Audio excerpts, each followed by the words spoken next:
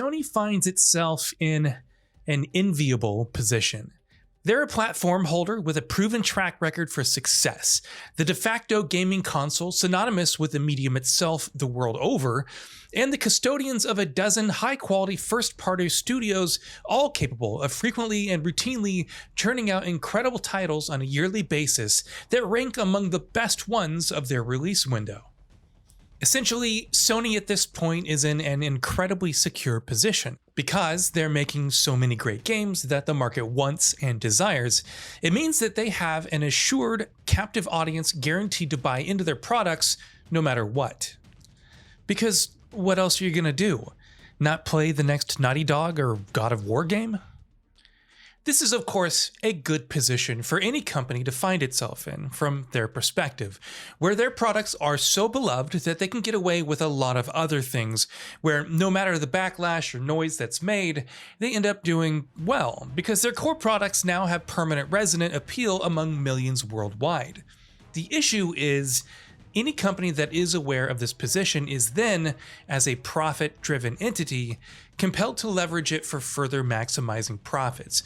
When you know that you can get away with hostile and customer abrasive policies, what's stopping you from doing so and lining your pockets in the process? Sony has now found itself realizing that its games are so popular and its fans so loyal that realistically, Sony can now start to act in direct contradiction of the quote for the player marketing model that they once espoused to gain favor with those fans to begin with. The last year and a half or so has seen a series of decisions by Sony, all in their own best interest, sure, but also very clearly indicating that those aforementioned best interests do not overlap with the player's best interests either.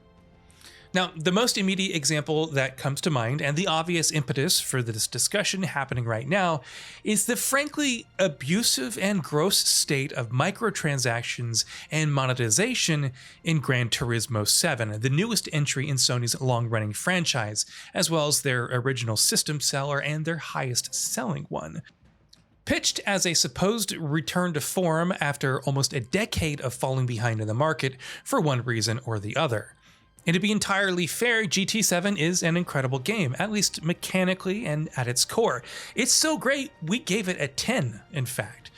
The problem is, at the time, it wasn't clear what kind of monetization Sony would impose on the game because during the time of review, microtransactions weren't enabled, and there was no way to tell what the pricing would be like.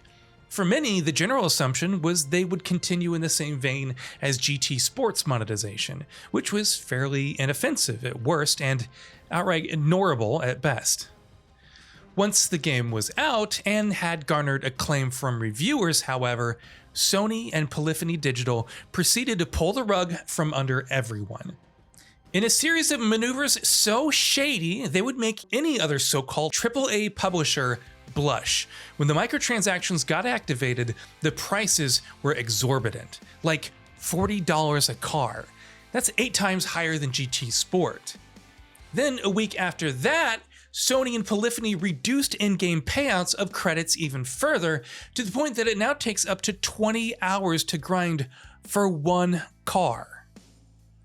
This, to be clear, is in addition to you only being able to buy certain cars within a limited time window, thanks to an invite system where the invite, which itself is a low gacha toll chance, expires in a few days, leaving you very little time to actually accrue the money you want to get the car you got the invite for, them taking away the ability to sell your cars to earn credits, something every previous game allowed for, further limiting how you can earn credits in-game and capping, quote, free credits, i.e. ones earned in-game, not bought via MTX, and 20 million, which is about enough to buy one car, meaning you only ever have enough to buy one car at a time, and if you want to save up for more, you either have to grind for 20 to 40 hours or buy them via real currency, which does not have a cap, interestingly enough. Going back to those timed invites, multiple cars are available only via timed invitations, which expire in a few days, meaning you either dedicate your life to grinding up to saving to buy that car when you get the invite, or you spend real money to buy that car, or you just don't buy it. Oh, and of course, the invites themselves are very low probability RNG rolls. And before I forget, cars sold on the marketplace have limited availability. Very clearly, a series of decisions explicitly made to push players towards spending on microtransactions.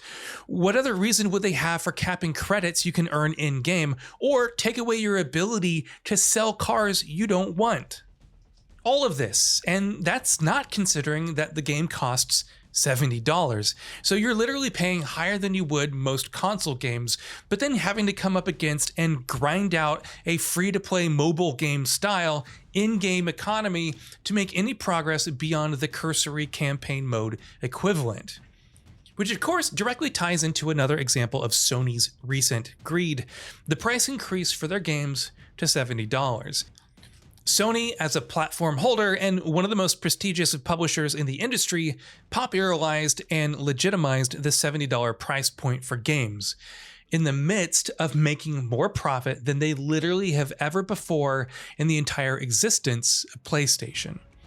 When it was pointed out how unnecessary the price increase for their games was, many were quick to shut down the criticism, noting that they would gladly pay $70 for a quality Sony product that would be polished and not shove microtransactions down their throats.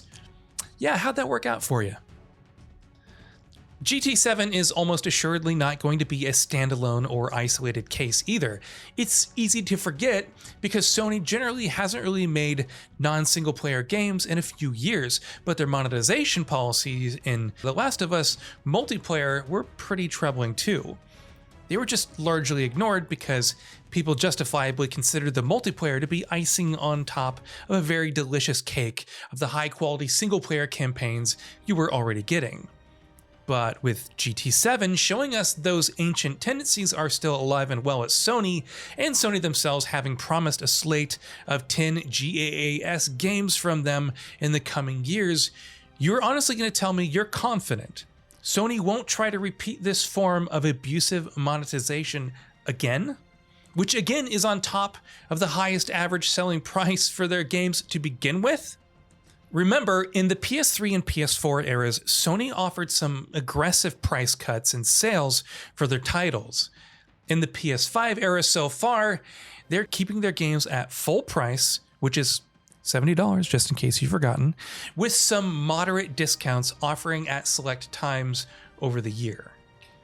The best part is that Sony games at the very least used to provide multiple customer-friendly and economical points of entries for players. Remember, long before smart delivery was even a thing, how they pioneered cross-buy, so that buying a game once on PS3 or PSP or PS Vita would get you free access to that same game on the other PlayStation systems. That was an amazing pro-consumer move Sony trailblazed at the time when they needed all the goodwill they could get, a model that would go on to be similarly co-opted by Microsoft in a similar market position a whole console generation later. But in that intervening console generation, the rest of the world caught up to, and then surpassed, the video games market when it comes to expectations from a digital system. And Microsoft's smart delivery system was specifically made in consideration of that changed world. You buy a game once, and then you never worry about it. It works on all your Xbox systems, including Windows PCs. You don't have to redeem codes, activate licenses, or any of that. You get the appropriate version automatically downloadable to your library when you buy the game once. No other fees involved. So of course, Sony, with their rich history and with this very same principle, and of course in consideration of what the competition and the broader market is doing, would offer something similar, right? Maybe with some idiosyncrasies inherent to their ecosystem, sure, and obviously not extending to PCs where they don't have their own storefront or OS, but at least across PS4 and PS5, right? Nope. Sony dug their heels in and continued to insist on a $10 upgrade fee for cross-gen access of your own games, and even after capitulating on Horizon Forbidden West, for which they had explicitly offered free cross-gen upgrades previously, they made sure to note that every single Sony game going forward would have that $10 upgrade fee, and also did their best to bury all signs of the free upgrade from the PS4 version of that game on their storefronts possible. In and of themselves, most of the things I've mentioned here aren't too damning. It's only when they're viewed together that the whole context and picture becomes apparent, and especially in light of the GT7 debacle, where the trebling trend with so many of Sony's moves these last few years becomes impossible to ignore. They're every bit as eager to nickel and dime the customer as any other customer out there. They just took longer to come clean about it. None of this is to say that Sony's games suck or that their exclusives and consoles aren't still worth owning. They absolutely are, and if you find them interesting, you should definitely go ahead and buy them. Sony makes great stuff, and we can and should still recognize that, but at the same time, we should also be willing to call them out on their mistakes when they make them, and they make a lot of them late. So what are your thoughts on this? Go ahead and share them in the comments below, and if you like the video, please subscribe to the channel and enable all notifications by clicking the bell icon to get new video updates. We upload every day and would really appreciate your support. Thanks for watching.